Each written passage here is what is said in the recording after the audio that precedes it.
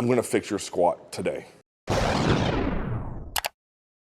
All right, guys and girls, first off, if you are finding any of these videos helpful, will you please like, share, subscribe? Like, I'm begging you, we're getting close to 18,000, and I really appreciate all the support and the comments and the people who do share it out there, because, you know, with this channel, my absolute goal is to make videos that are take-home applicable. They aren't some weird philosophy. It isn't some science experiment. This is actual real-world, in the gym advice. And it's things that I've learned over the last 20 years of lifting and training people in person and on the internet. So with this, like, share, subscribe. We greatly appreciate all the support, but we gotta keep it growing. So I want the right information out there, not some of the trash that I see. So let's dig in here to the squat. I just got a squat critique video, and it really made me start to think, like, I need to get back in the gym teaching very basic, bare bones fundamentals. And, you know, before we started filming this video, Chaz and I went down this conversation rabbit hole of, you know, if I put a heavy weight on your back and I said, I need you to just stand up with it to save your son or daughter's life, how would you do it? And to me, like, that comes very instinctual. Like, no one had to really show me how to squat. Like, I watched some of the older lifters, they were juniors and seniors, do it, and I was like, cool, let's put a bar on my back and try it. And that's what we did. And that's how I learned to squat, is bar on my back, learn how to do it. And it always made sense to me to keep my chest up, to sit in the hole, use my entire leg, meaning my quad, my hamstrings, my glutes, and not, in OT, use my erectors. Well, if you use your erectors, Chris, what do you mean? Like, well, that means you fall forward or you shoot your hips back, okay? Cool. In sports, if I want to be in an athletic position, are my knees ever caved in? The answer is no. So why would I squat that way? If your goal is to get the most weight on the bar and move the most weight, whether you're a powerlifter or if you're a bodybuilder, move the most weight within the 8 to 20 rep range, why in the world would I do something disadvantageous for strength? Why would I want to limit myself? So if I'm gonna go through and talk about the factors of improving your squat, let's start with the most basic, and that is, what should my depth look like? So let me unrack this bar, I'll stop talking, I'll get Chaz spin to the side and we'll talk about depth. All right, so ignore this bar if you don't have a Elite FTS yoke bar. This could be a barbell, this could be a Smith machine.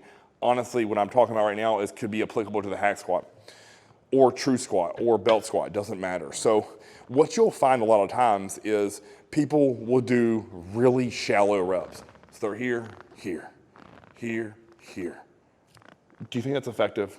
Absolutely not. Now, on the flip side, I've seen people go so low to where that you see all my butt tucked under, I'm buried.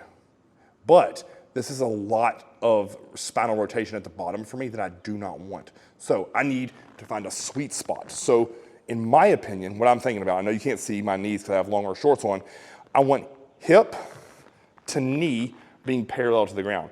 Not my hamstring, because that's huge. Here, let me write that, I'm gonna explain that. A lot of times people will think, oh, my hamstring is parallel to the floor. Well, for me, my hamstrings hang. If my hamstrings are parallel to the floor, I'm above parallel in terms of my joint, which my joint is what creates true depth.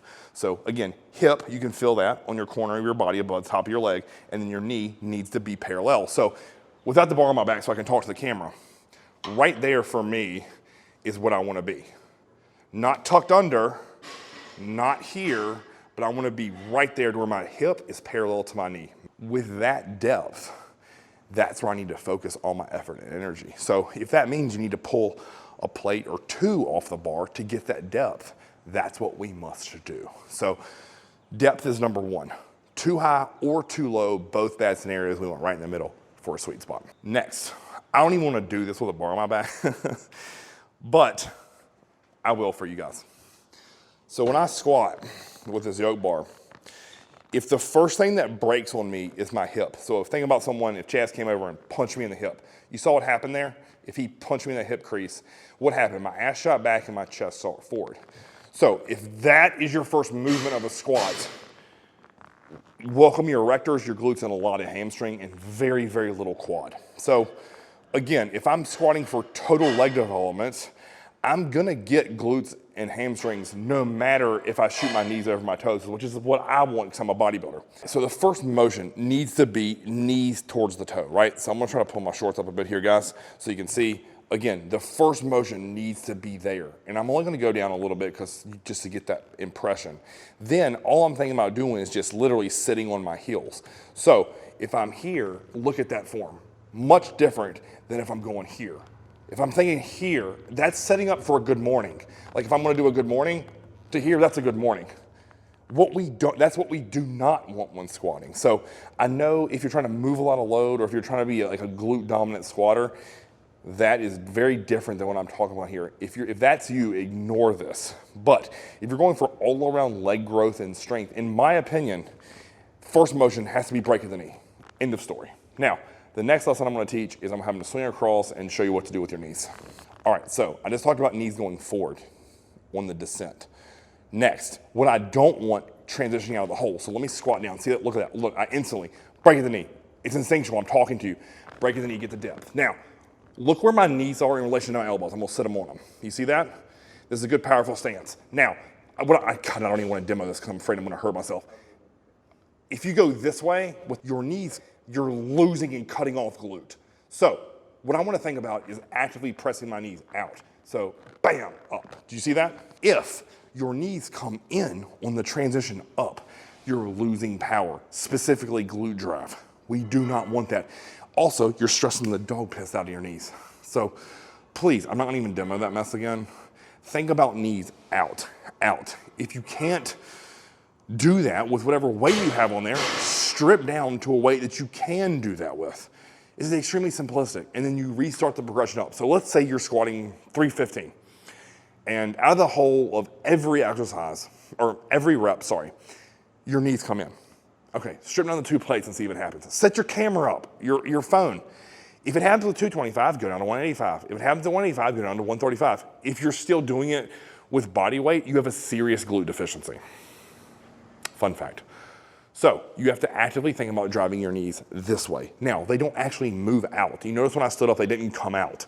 But that's what I'm thinking about. I want to drive and force my knees out so that I come straight up. So if you think about this in review, I'm going over 3 techniques or topics. One is depth. So not too low, not too shallow.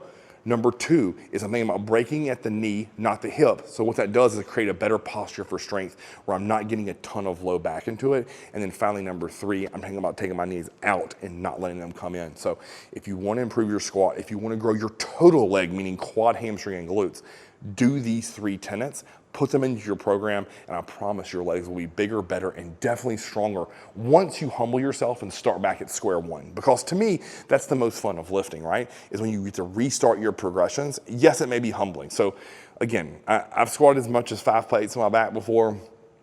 If I had to go back and say, oh man, like, Chris, I screwed up one of those 3 things. What I'm gonna do, I'm gonna pull down to 3 plates or a weight that I'm good with, that my form is spot on. I'm gonna restart that progression. So let's say that does take dropping down to 3 plates or 315. Awesome. Now, let's get 8 reps, minimum week 1. If I do that or I hit 12 perfect reps, I'm going up in weight, right? So if I hit 12 or more, I'm going up. For me, I do plate quarter jumps. That's how I was taught. So that means next week, 365. If I beat 12 again with perfect form, meaning I don't make any of the 3 of those mistakes, I'm going up again to 405. Now, let's say, for example, to get perfect form with, say, 365 when I made that jump, I did 6 perfect and 2 crappier reps, and then I had a force rep with my spotter. Okay, I need to stay with 365. Why? Because I didn't nail all of my reps at 12 or above with perfect form. So think about that progression, guys. I promise is sometimes, but can be a slow, tedious process. I really encourage you to take a step back, fix your form, and then start progressing this way, and then your body will perform better, which means more muscle growth. If you like this video, again, like, share, subscribe. Until next time, Chris TV.